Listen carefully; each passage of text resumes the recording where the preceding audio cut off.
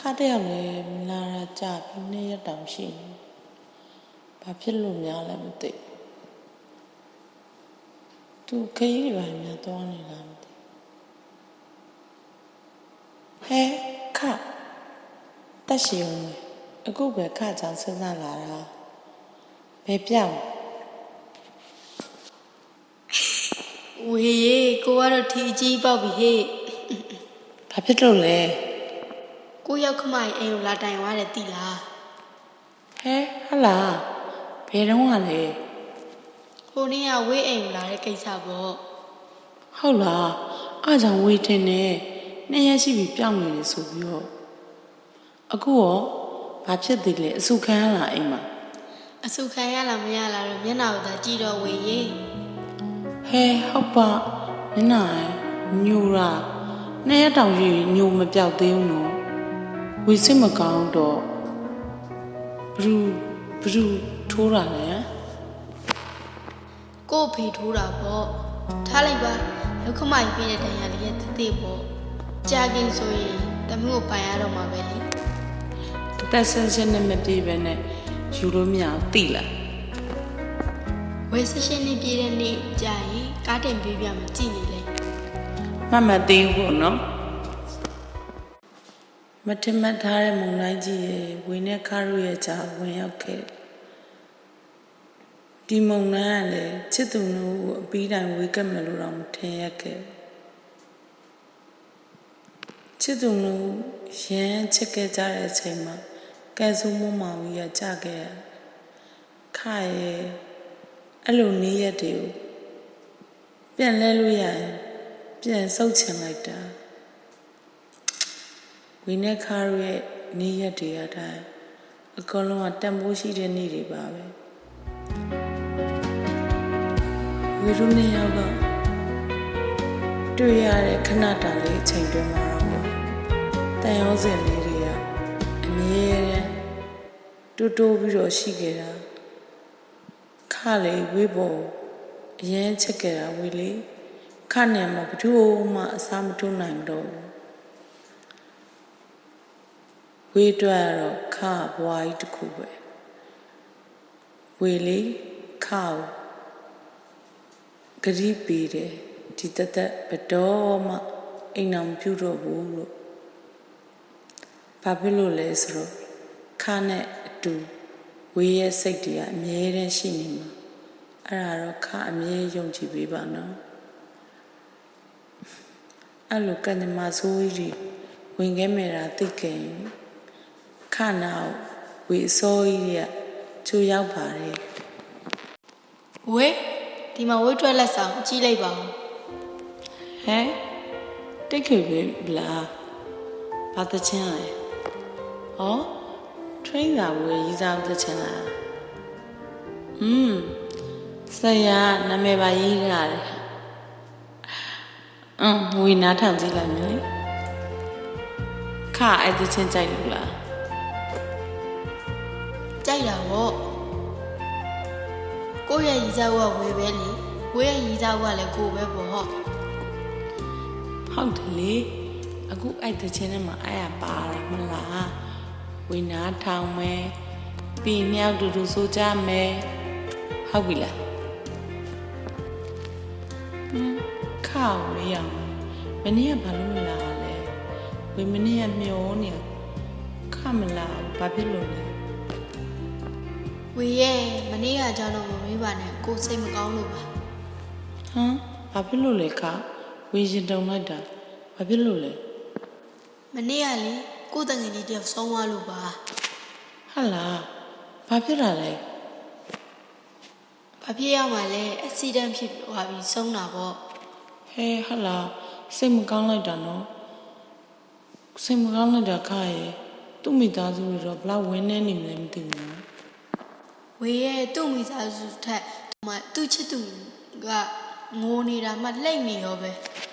ဟုတ်လားစိတ်မကောင်းလိုက်တာခရဲ့ဝေရင်နေမကောင်းလိုက်တာတနာပါရဲ့နော်ချစ်ရတဲ့သူနဲ့ဝေရတဲ့ဒုက္ခကမသေးဘူးဝေရဲ့ဟုတ်တယ်ခရဲ့အဲ့လိုမျိုးကြရင်ထဲမှာမခံစားနိုင်ဘူး ကယ်လို့ခတာအဲ့လိုဖြစ်သွားရင်ဝင်ငိုမှလားယင် ဟာခလည်းဘယ်လိုမျိုးပြောရလဲနမိတ်မရှိနမမရှိအဲ့လိုစကားတော့ဘယ်တော့မှမပြောနဲ့နော်ဝေကတေလိုက်မယ်အဲ့လိုမျိုးခတာတစ်ခုခုဖြစ်သွားရင်ဝေမကန်စားနိုင်ဝေယူသွားလိုက်မယ်နော် ကိုကနောက်တာပါဝေရဲ့ဘာလို့ဖြစ်ကြမှာလဲကိုတို့ဘယ်သူမှမခွဲနိုင်ဘူးဝေရဲ့ ငါဘယ်တော့မှအဲ့လိုစကားပြောနေနော်ဝေရမ်းဝန်းနေတယ်အဲ့တန်ကြိုင်ခွဲမယ်ဆိုတဲ့စကားဝေဒီတခါပြောတာနောက်ဆုံးဝဲနော်ခါအဆက်တွေဖြစ်မှရမယ်။နောက်မှဆိုသူစားရဲတွေစိတ်ဝင်စားမှာမဟုတ်ဘူး။ဘလို့လုံးဝမလဲမသိဘူး။စားရလည်းကြက်မှာမဟုတ်ဘူး။ဒီကိုပဲတစ်ချိန်ပြေးလာနေ။ခါဒေါသပြအောင်လုံးမရမယ်။ဒေါသဖြစ်ပြီးသူဒီဘက်အာယုံမရှိမှစားလုံးနိုင်မယ်။ဆောင်းမွေးရက်ကအရန်ကတ်လာပြီ။ဟုတ်တယ်။သူတခုခုဒေါသပြအောင်လုံးမရမယ်။ ဟယ်လိုဝေလာဝေဘာလုပ်နေလဲ ဟယ်လိုခဟုတ်တယ်စာချက်နေရလေခရောစမ်းကြောက်လားစာချက်လေ ကြက်တယ်ခခဏလေးကြက်ခဏလေးရတယ်လေ ဟာခလည်းခဏလေးချက်ခဏလေးရလဲညံကောင်းတယ်ဆိုပြီးတော့ဝရိယမရှိလို့မရဘူးလေစာတွေကိုပေါ်တီပေါ်ဆောင်မလုပ်ပါနဲ့ခရဲ့ဆောင်းဝဲရောက်လေဝေးကိုဆက်တယ်ဖြတ်ထားလားခလေဆောင်းဝဲမှာစိတ်ဝင်စားမှာဝေးစိုးရင်လို့ပါ ဟာဘာလို့အဆက်အသွယ်ဖြတ်ကြမှာလဲအတိတ်ပဲမရှိတာ ဖြတ်ဆိုဖြတ်ကွာဆောင်းဝဲကအရေးကြီးတယ်နောက်ဆိုလို့ချင်းအဲ့ဒါမှဆောင်းဝဲအတူတူဖြည့်နိုင်မှာတက်ကရိုအတူတူတက်လို့ရမှာပေါ့ဝိစကားနားမထောင်အောင်လဲနောက်ဖုန်းမဆက်နဲ့တော့ဟာ ဟာဘာလို့ခောက်ကလန့်စကားတွေပဲပြောနေတာလဲမရဘူးကွာလာတွေ့မှာပဲဝေဘလို့လောက်လိုက်တာလဲခဝေတို့ချူချင်းချင်းမှာ3ရက်ရှိပြီလားစောင့်နေတာ လာဆောင်မယ်ဆိုတာသိတာပဲဝေပြောတယ်လေစာထဲမှာအာရုံထားပါဆောင်းဝဲရက်အတွင်းဝေဆက်တယ်မလုံးနဲ့လို့နေအောင်စာတွေမရရင်ဒုက္ခရောက်ကုန်မှာပေါ့သိလို့ပဲမလာတာပဲနင်မကောင်းကြအောင်ဆောင်ချွချင်းမတက်တာ ဟာဝေးကလည်းရက်ဆက်လိုက်တာ ရက်စက်တာမို့ချစ်တယ်ခေါ့ဆောင်းဝဲကိုအောင်ချင်တာလေဆောင်းဝဲပြီးမှပဲဝေတို့စုံကြမှာကွာနော် မရဘူးလာတွေ့မှာပဲဝေဘလို့လောက်လာတွေ့မှာပဲ လှုပ်ချင်တာလှုပ်တော့ခရဲ့ဝေလည်းမပြောတော့တော့ဝေသွားတော့မယ်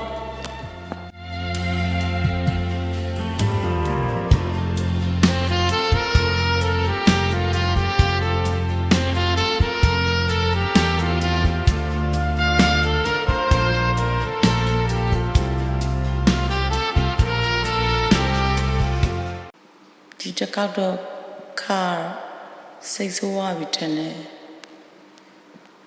ခရဲ့ဝေကဆောင်းဝန်းပြေနိုင်မှာဆိုလို့ခမောအောင်ပြောလိုက်တာခဝေကိုမောင်းဝလာဒေါသဖြစ်သွားတယ်ဆောင်းဝန်းပြရအောင်ခရဲ့အရေးကံပေါ်လာဝေလဲလေခကိုကြည့်ရလို့လေပြင်းကညောင်ရဝဖြစ်တော့မယ်တတိယလိုက်တာခရဲ့ဝေပါလို့ရမှာလဲခအမြင်ပေါ်လာပါစေလို့ဝေဖះမှာဆူတောင်းနေဒီတစ်ခါတော့ခဝေးကိုမောင်းဝါဘူးမသိဘူးမမောင်းပါနဲ့နော်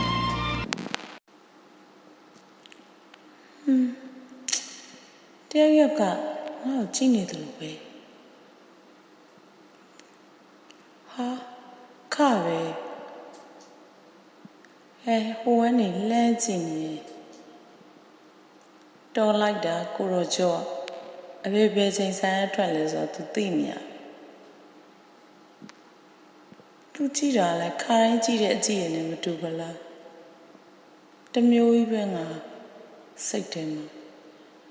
ရင်ထဲမှာလေးလိုက်တာသူ့ကြည့်ရ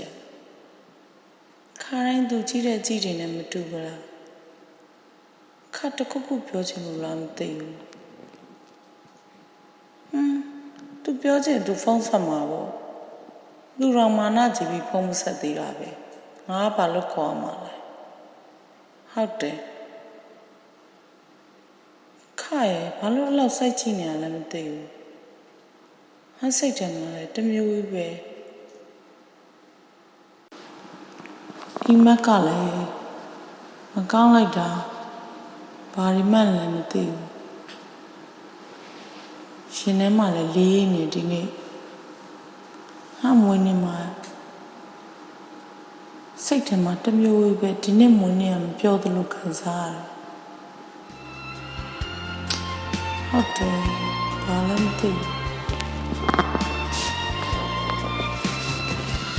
ဟဲ့ဝေးလေဘာလို့နေရစောစောစီးအိမ်မှာထိုင်ပြီးတော့ဒီနေ့မွေးနေ့မဟုတ်ဘူးလားကျင်းထိုင်နေရပုံကဘုံစမယုံနဲ့ဘလို့ထိုင်နေတော့ရမိုးချိုးဝေးစားလဲဟုတ်မွေးနေ့မှာပျော်ပျော်ရွှင်ရွှင်နေစမ်းမိုင်းတူတူမနေနဲ့နေရလေဟာမဟုတ်ပါဘူးမယုံရဲ့ညကအိမ်မက်မှတ်တာလေအိမ်မက်မကောင်းဒီနေ့တမျိုးကြီးပဲစိတ်တွေလည်းတအားလေးနေတယ်ခါတိုင်းမွေးနေ့နေ့တွေမှာပြောသူဒီနေ့မပြောတခုခုဖြစ်နေတယ်လို့ပဲအိမ်မက်တွေအရင်မကောင်းဘူးကဲပါအိမ်မကောင်းနိုင်မကောင်းနိုင်ထားဒီနေ့မွေးနေ့မလားဖះလဲဆုံးကအောင်မထလုံးစရာရှိရလောက်အောင်မထရေမိုးချိုးအိမ်မဟာကိုမေးပလိုက်တော့ထသွားမလားဟုတ်ကဲ့အခုရေချိုးလိုက်မယ်ဟယ်လိုအဖေပြောလေသမီးမေရှိလားအမေဈေးသွားတယ်ဖေဘာဖြစ်လို့လဲဩနေကြီးကြခင်မောက်အိမ်ကဒါအကြီးဆုံးလို့လေနိုင်သွားဖို့မလို့နေမေတစ်ချက်ပြောလိုက်အောင်ပြန်လိုက်ရှမ်းဘယ်သူဆုံးတာအဖေခင်မောင်တို့အိမ်ကတက်ဆိုင်ရလားဟုတ်တယ်လေသူ့သားအကြီးဆုံးပေါ့သူ့သားကြီးဟုတ်လားဘာဖြစ်ပြီးဆုံးတာလဲဖေရေနစ်ပြီးဆုံးတာလေခါဆိုတဲ့ကောင်လေးပေါ့ဟာဟုတ်လား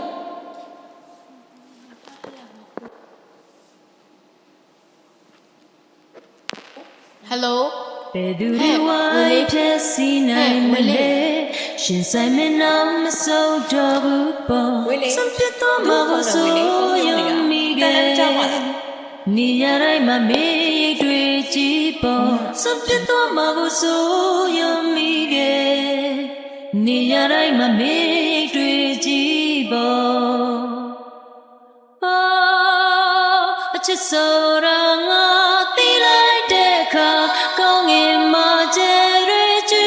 တဲ့ညအချစ်ဆိုတာငါကြားလိုက်တဲ့အခါငါရင်မာနာချစ်ချစ်ကွယ်တော့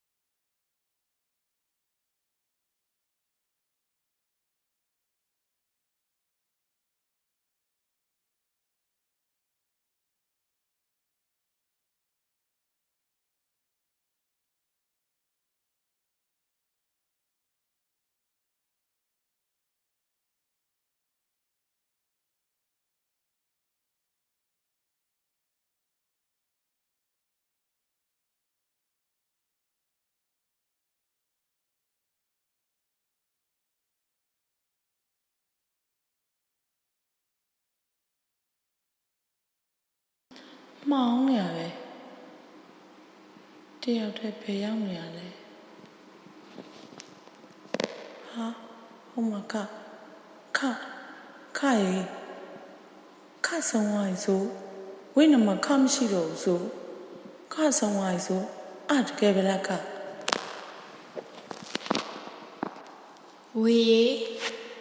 ဝေကိုချစ်ရတဲ့သူလေးရေ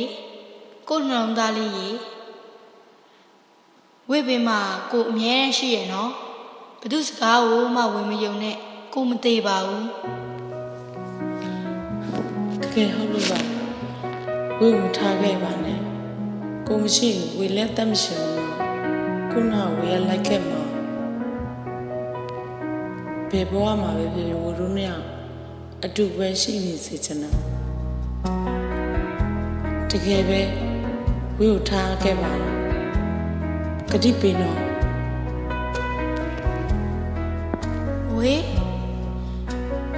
ဝေရဲ့အနာမှာကိုအမြဲရှိရနော်ဟောဒီကဝေရဲ့နှလုံးသားလေးထဲမှာကိုအမြဲရှိတယ်ဝေတတိယတိုင်းလွမ်းတဲ့အခါတိုင်းနှလုံးသားလေးပေါ်လက်ကလေးတင်ပြီးခေါ်လို့ရရင်နော်ဝေနာကနေကိုဘယ်တော့မှထွက်မသွားဘူးနော်ဝေလာပါအောင်ကိုနာကိုချစ်ဆောင်လေးရေကိုရင်မနဲ့ခဏလာပါအောင်ဝေကြောက်တယ်ဝိနာဘယ်မှမတော့ပါနဲ့နော်ဝိနာမှာပဲမြင်နေပြီပါဘာမှမကြောက်နဲ့တော့ဝေနာမှာကိုအမြဲတမ်းရှိတယ်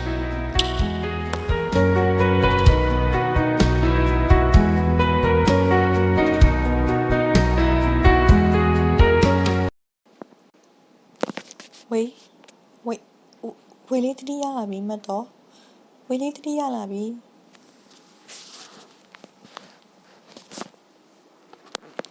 မယောခောက်ရဲ့ခလေအခုပဲခလေဝိနဖူးနန်းသွားတယ်သူပဲရောက်သွားလဲခောက်ခေါ်ပြပါမယောရဲ့ခောက်ခေါ်ပြပါခောက်လေဝေတွေ့ကျင်နေတယ်ခေါ်ပြပါမယောရဲ့ခါမရှိဝေသိလိုက်မှာနော်လောက်ပါမယောရဲ့ခောက်ခေါ်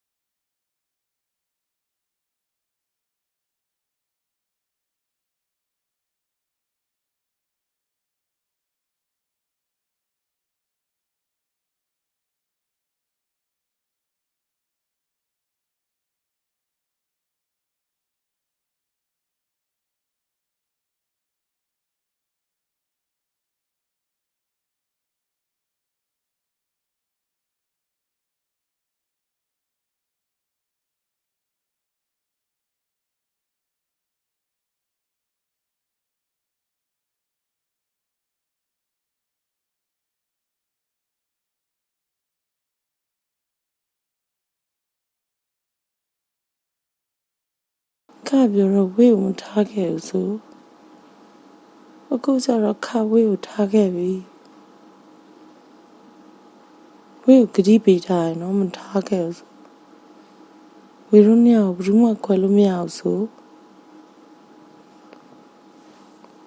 ဝေကတော့ခနာကိုလိုက်ခဲ့မှာပဲ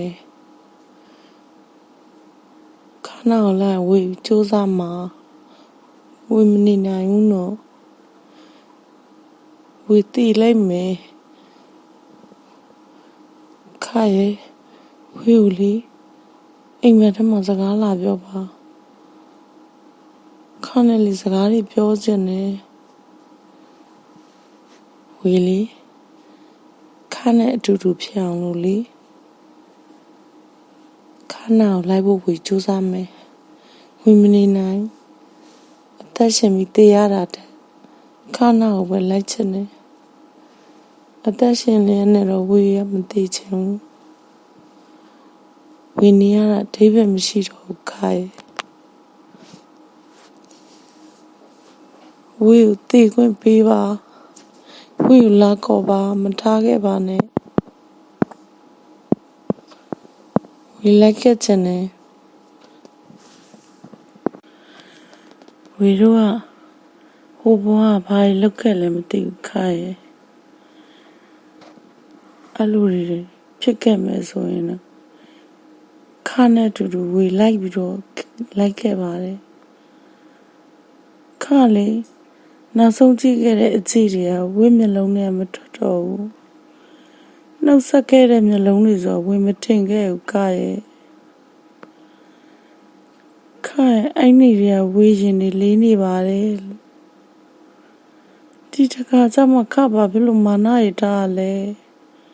ဝေကိုလည်းဖုန်းမဆက်ဘူးဝေကမိန်းကလေးလေခါမာနထားတော့ဝေလည်းမာနထားလိုက်တာမှားသွားပြီခါရဲ့ခါအိုင်နေရကြည့်ခဲ့တဲ့အကြည့်တွေကနောက်ဆုံးနှုတ်ဆက်တာဆိုဝေရီလေးခါဖုန်းဆက်ပါတယ်ခါဘာလို့လာနှုတ်ဆက်သွားလဲဝေကို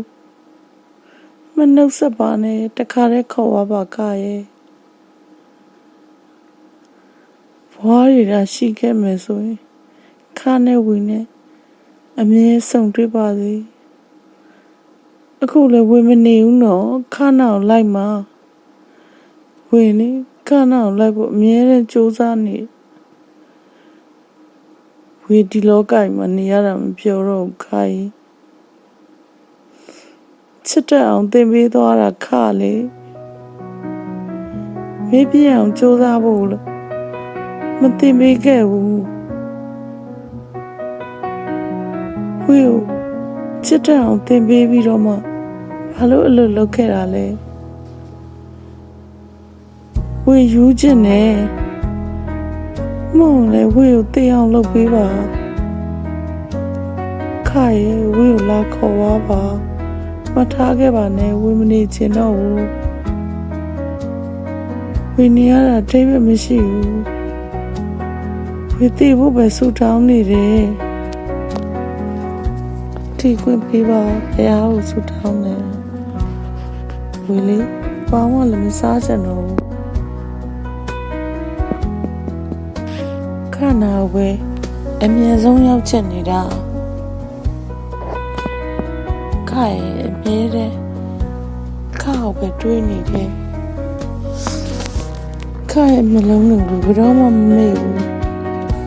ဒီနှုတ်ဆက်ခဲ့တဲ့အကြည့်တွေလားခါရဲ့အိုင်နီယာ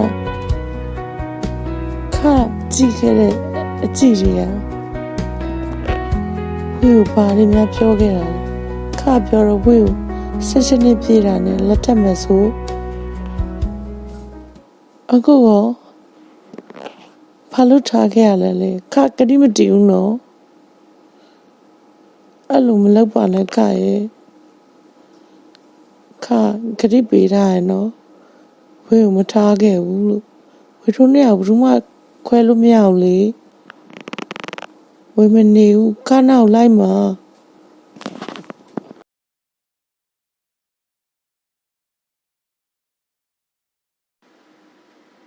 ခိုင်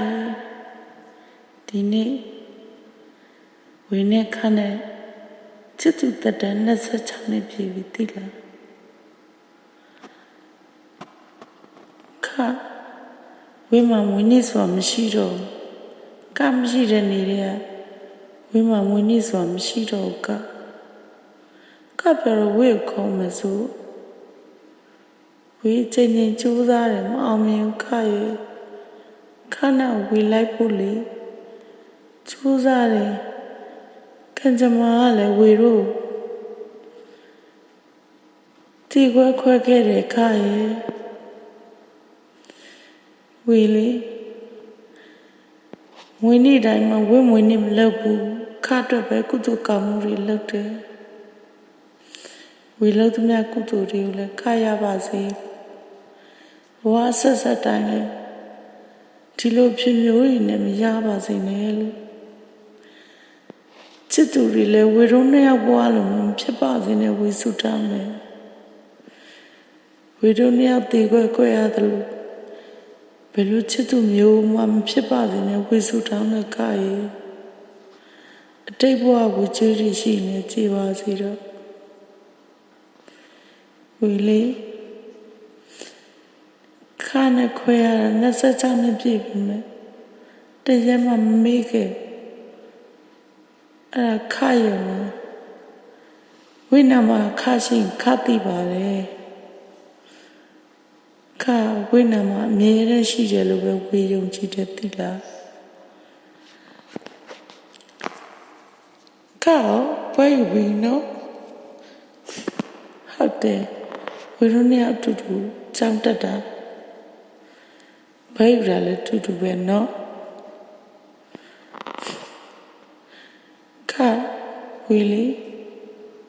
အိမ်မက်ထဲမှာစကားတွေပြောရတော့မောအောင်ခါရဲ့အခုတလောခပ်ပဲရောက်နေဝေးအိမ်မက်ထဲမှာပေါ်လာကြပြီအမြဲတမ်းတတိယတရဲမှမမေ့ဘူးခါလေးဝေးပြောတယ်လေမှတ်မိလားဝေးရတဲ့ရှက်အိမ်ပုံစံမဝတ်နေပြီဘရောမှဝေမိုးတော့သိလားဝေလေးခါပြောတဲ့စကားတွေကုန်မှတ်တာတယ်ခါပြောတဲ့အတိုင်းပဲနေတယ်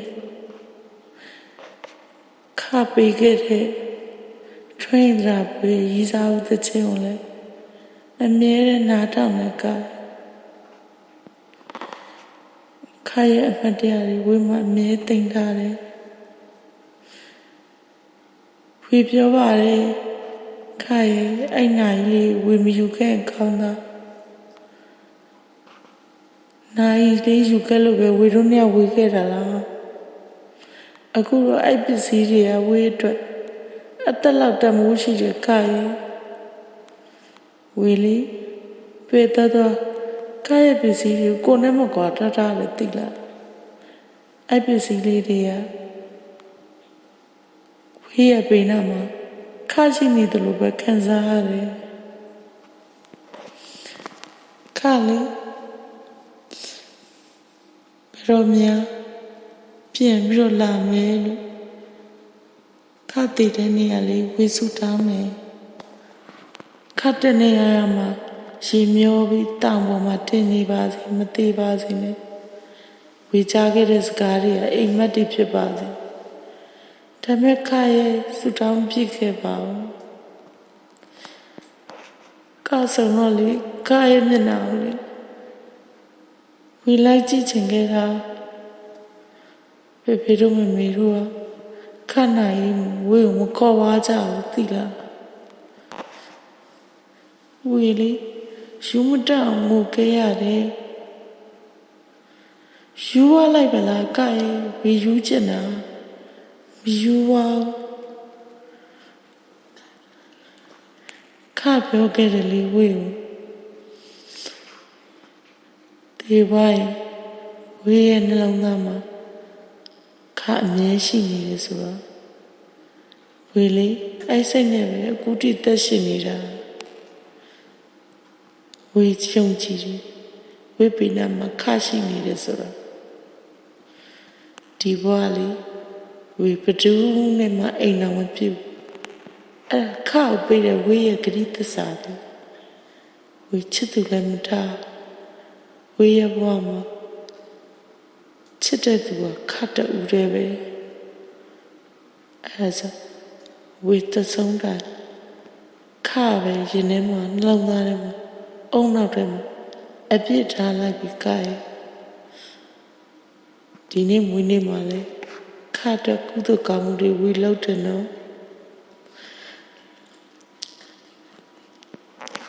ခါလေတချင်ရဝေပြောခဲ့တယ်မှတ်မိလားခါတငယ်ချင်းသေးတော့သူ့ဤစားငိုတယ်ခါတေဝေငိုမလားလို့ဝေရလေခါနဲ့သူပဲလိုက်တိလိုက်ချင်တာအဲ့စကားတွေကနမိတ်ဖြစ်ခဲ့တယ်ဝေပြောတယ်အဲ့လိုနမိတ်တွေမပြောပါနဲ့လို့ခါပြောခဲ့တဲ့စကားတွေကအခုတော့နမိတ်တွေဖြစ်ခဲ့တဲ့ခါရဲ့ကံကြမ္မာကလေရက်စက်လုံးပါလေအရင်ချစ်ရတဲ့ချစ်သူနှုတ်ကိုမှတိခွဲခွဲရတယ်လို့ခါရဲ့နောက်ဘဝများတာရှိခဲ့ခါနဲ့ဝင်နဲ့ဒီလိုအဖြစ်ဆိုးမျိုးတွေမကြုံရပါစေနဲ့ဝိစုတောင်းနဲ့တိလားဝိရင်လုံးသားထဲမှာလေခါရဲ့ပုံရိပ်တွေအမြင်ရှိတယ်ခါရဲ့အပြုံးချုပ်ချုပ်လေးတွေဝိပမာထားတဲ့ခါရဲ့တန်ရောစင်တွေအရင်ကြည့်မှတာပဲခါရဲ့ဝီလေးခါကိုတရိယာတာခါပတ်ဝန်းကျင်တာအမြဲတမ်းသွားတဲ့တိခါမိသားစုစီကိုလေဝီလေးခါကိုတရိယာတာအကြောင်းရှိအကြောင်းရှာအပတ်ဝန်းကျင်တာကိုတော့ကြည့်တယ်ခါသွားတိုင်းဝီသွားတိုင်းလေခါရဲ့ဘောင်တွေ့တယ်သိတယ်ခါပြောခဲ့တယ်မလားခါဘောင်ဝီကြောင်လေဝီလေးခါရဲ့ကိုစားခါရဲ့အပါစီကိုတွားချင်တယ်ခါရဲ့အကြောင်းကိုပြောချင်တယ်ဒါမဲ့လည်းဝီမှာလက်ကွယ်ရှိတယ်ခုတော့လေဝီတရားတဲ့ပဲနေရတာပူကြိုက်လာတယ်ဘယ်သူနဲ့မှလည်းစကားပြောချင်တော့ခါရဲ့ဝီကိုယူပြီးလို့ထင်နေကြတယ်ဝီမယူပါဘူးဝီရဲ့နှလုံးသားထဲမှာခါချင်နေတယ်ခါနဲ့ပဲဝီစကားလေးပြောနေတာသူတို့မှမသိတာဝီရဲ့နှလုံးသားတစ်ခုလုံးမှာခါရှိနေတာသူတို့မသိတော့သူတို့ကဝီကိုယူနေထင်နေကြတာဝီမယူခါကြီးဝီမယူဘာဖြစ်လို့လဲသိလားဝီရလေခါရဲ့အမွေတက်တူအမြဲတမ်းရနေတယ်ဝီသိတယ်ခါဝီပင်တော့အမြဲရှိနေဆိုမသိတာတူတူခါပြောမသိလားဝီကိုချစ်တဲ့လူတွေလေလာပြီးတော့ပြောကြတယ်ဝီသူတို့ပြောလိုက်တယ်ငါမရေးစားရှိတယ်လို့သူတို့ကဘာပြောလဲသိတယ်နေစားပါမလဲငါ့စားနှလုံးသားထဲမှာသူတို့ကလှမ်းနေကြတယ်လှမ်းပါစီဝီကင်းမဆိုင်ဘူး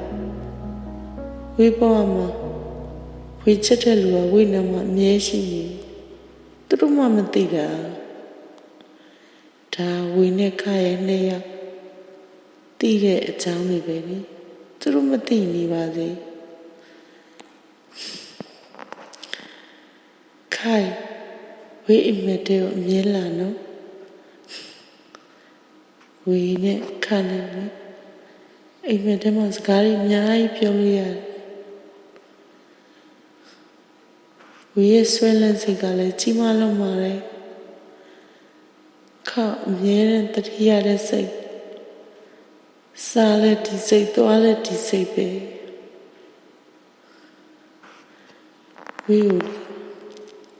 ချစ်တဲ့အောင်တင်ပေးခဲ့တဲ့ဆရာကြီးကဝီကိုထားသွားမယ်လို့ဝီဘတော်မှမထင်ခဲ့ ဝေကူငိုနေလေဝေကိုခတ်မြဲရလာတုတ်ပြီးလေဝေနှစ်ဖူးလေးကိုကမနေတော့လားလာပါခိုင်ဝေတယောက်တည်းလေဘယ်တော့မှမခါရောက်လာမလဲလို့စောင့်နေရင်လည်းဝေယူလိုက်မသိ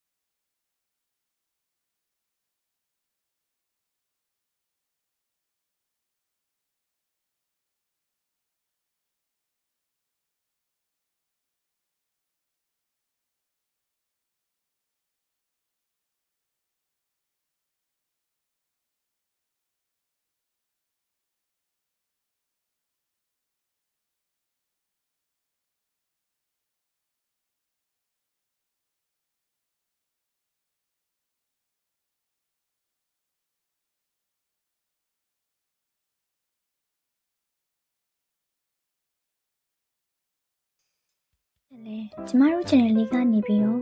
လူတရတဝိထုနဲ့စိတ်ဝင်စားဖွယ်ကောင်းသောကာတွန်းရွက်ပြပုံမြင်လေးများကိုတင်ဆက်ပေးသွားမှာဖြစ်တော့ကြောင့်ကျမတို့ရဲ့ channel လေးကို like and subscribe နဲ့ notification လေးကိုနှိပ်ပြီးအားပေးနိုင်ပါရရှင်အားလုံးပဲတာယာပရှင်ညိုနေ့လေးပိုင်ဆိုင်နိုင်ပါစေလို့ကျမတို့ရဲ့ Burma Book Club အဖွဲ့သားများအနေပြီးတော့ဆုမတောင်းတောင်းပေးလိုက်ပါရရှင်အားလုံးကိုကျေးဇူးများတင်ပါတယ်ရှင်